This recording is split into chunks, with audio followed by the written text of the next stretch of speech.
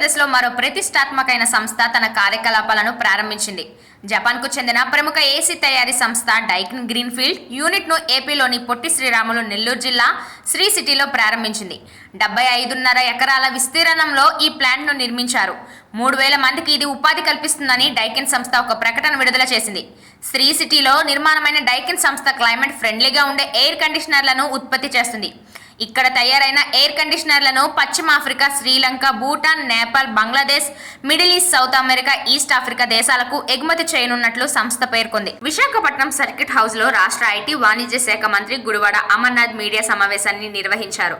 ఉత్తరాంధ్ర ప్రాంతం ఈ రాష్ట్రంలో లేదా? ఈ ప్రాంతం అభివృద్ధి చెందాల్సిన అవసరం లేదా? ఈ ప్రాంతంపై ఇతర పార్టీలు ఎందుకంత కుట్రలు పన్నుతున్నారు? గ్రాఫిక్స్ లో చూపించిన అమరావతిలోనే ప్రభుత్వం ఉండాలా? సీఎం జగన్మోహన్ రెడ్డి వైజాగ్ నుంచి పరిపాలన చేస్తే మీకెందుకంత కడుపుమంట అని గుడివాడ అమర్నాథ్ సూటిగా ప్రశ్నించారు. పొలిటికల్ టూరిస్టులుగా చంద్రబాబు, ఆయన పుత్రుడు లోకేష్, దత్తపుత్రుడు పవన్ ప్రభుత్వ నిర్ణయాన్ని అదే పనిగా తప్పుపడుతున్నారని, విశాఖను ఎగ్జిక్యూటివ్ క్యాపిటల్ గా ప్రజలు కోరుకుంటున్నారని, ఇకనైనా చంద్రబాబు అండ్ కో వాస్తవాలను గుర్తించాలని, తమ వైఖరిని మార్చుకోవాలని మంత్రి అమర్నాథ్ ప్రెస్ మీట్ లో తెలిపారు. తూర్పుగోదావరి జిల్లాలో శిరోముండనం కాబడిన వరప్రసాద్ కేసుపై హైకోర్టులో విచారణ జరిగింది. ఇసుక అక్రమ రవాణాను వ్యతిరేకించిన వరప్రసాద్ కు శిరోముండనం చేశారని అప్పట్లో దుమారం రేగింది. ఈ కేసులో నిందితులందరిపై SC/ST అట్రాసిటీ కింద పోలీసులు కేసు నమోదు చేశారు. దీనిపై నిందితులు అప్పట్లో హైకోర్టును ఆశ్రయించారు. ధర్మాసనం విధించిన స్టే ఎత్తివేయాలంటూ న్యాయస్థానంలో బాధితుడు వరప్రసాద్ పిటిషన్ వేశారు.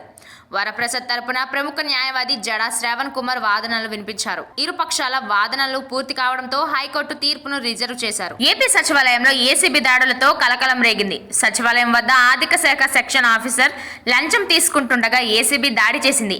ఆర్థిక శాఖలో సెక్షన్ ఆఫీసర్గా పనిచేస్తున్న నాగభూషణ్ రెడ్డి లంచం తీసుకుంటూ ఏసీబీ వలలో చిక్కాడు. వెలగపూడి సచివాలయం బస్ షెల్టర్ వద్ద 40,000 లంచం తీసుకుంటుండగా నాగభూషణ్ రెడ్డిని ఏసీబీ అధికారులు రెడ్ హ్యాండెడ్ గా పట్టుకున్నారు. విదేశీ ఉన్నత విద్యకు సంబంధించిన నిధుల మంజూరుకు సంబంధించిన ఫైల్ విషయంలో లంచం తీసుకుంటూ సెక్షన్ ఆఫీసర్ ఏసీబీకి పట్టుబడ్డాడు. జనసేన అధినేత పవన్ కళ్యాణ్ విశాఖకు వెళ్లాల్సిన ప్రత్యేక విమానం రద్దయింది. బేగంపేట విమానాశ్రయంలోనే విమానం ఆగిపోయింది. వైసీపీ ప్రభుత్వమే కుట్రపూరితంగా పవన్ పర్యటనను అడ్డుకుందని జనసేన ఆరోపించింది. పవన్ రావాల్సిన ప్రత్యేక విమానంలో సాంకేతిక లోపం ఉందంటూ ఓ సిఐడి అధికారి చెప్పడంతో ఎయిర్పోర్ట్ అధికారులు విమానాన్ని ఆపేసినట్టు తమకు సమాచారం వచ్చిందని జనసేన నేత KVSS రాజు మండిపడ్డారు. ఎన్ని కుట్రలు చేసినా పవన్ విశాఖకు రావడం ఖాయమని అన్నారు. ఫిషింగ్ హార్బర్ అగ్ని ప్రమాద బాధితులకు పవన్ నష్టపరిహారం అందిస్తారని చెప్పారు. విశాఖ ఫిషింగ్ హార్బర్ లో జరిగిన అగ్ని ప్రమాదంలో బోట్లు కాలిపై తీవ్రంగా నష్టపోయిన మత్స్యకారులకు జనసేన అధినేత పవన్ కళ్యాణ్ ఇవాళ బాధిత మత్స్యకారులకు 50,000 చొప్పున చెక్కులు అందజేశారు. బేగంపేటలో ప్రత్యేక విమానం ఆపేసిన మత్స్యకార కుటుంబాలను పరామర్శించడానికి కష్టాన్ని సైతం లెక్క చేయకుండా విశాఖపట్నం వచ్చారు.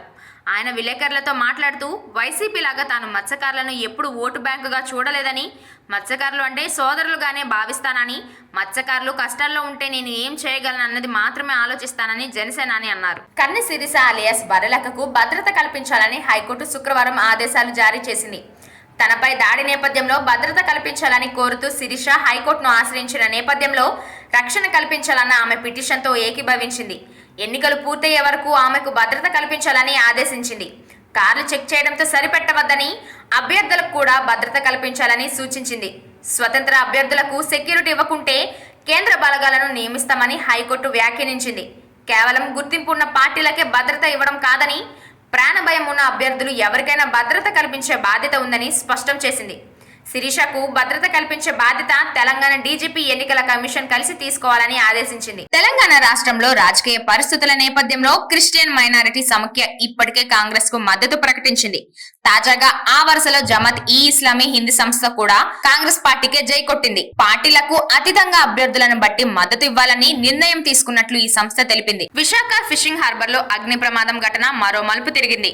ఈ ఘటనలో అనుమానితుడిగా ఉన్న యూట్యూబర్ లోకల్ బాయ్ నాని హైకోర్టును ఆశ్రయించారు. విశాఖ ఫిషింగ్ హార్బర్ లో బోట్లు కాలిపోయిన ఘటనలో పోలీసులు తనను 3 రోజుల పాటు అక్రమంగా నిర్బంధించి హింసించారని హైకోర్టులో హెబియస్ కార్పస్ పిటిషన్ దాఖలు చేశారు. అయితే ఏపీ హైకోర్టు ఈ పిటిషన్ పై విచారణను వచ్చే సోమవారానికి వాయిదా వేసింది. నాని కోర్టుకు హాజరై విషయాన్ని వివరించారు. హైదరాబాద్ కొండాపూర్ బొటానికల్ గార్డెన్ దగ్గరలో తెల్లవారుజామున భారీగా నగదు పట్టుబడింది. మాదాపూర్ SOT పోలీసులు తనిఖీల చేపట్టారు. రియల్ ఎస్టేట్ వ్యాపారులైన దుగ్గ్యాల సంతోష్, ముత్యాల నరేష్, చీటీ సంపత్రావు కారులో 2 సూట్ కేసులలో తరలిస్తున్న 5 కోట్ల రూపాయలను స్వాధీనం చేసుకున్నారు. పొంతన లేని సమాధానాలు చెప్పడంతో వారిని అరెస్ట్ చేసి దర్యాప్తు చేపడుతున్నారు.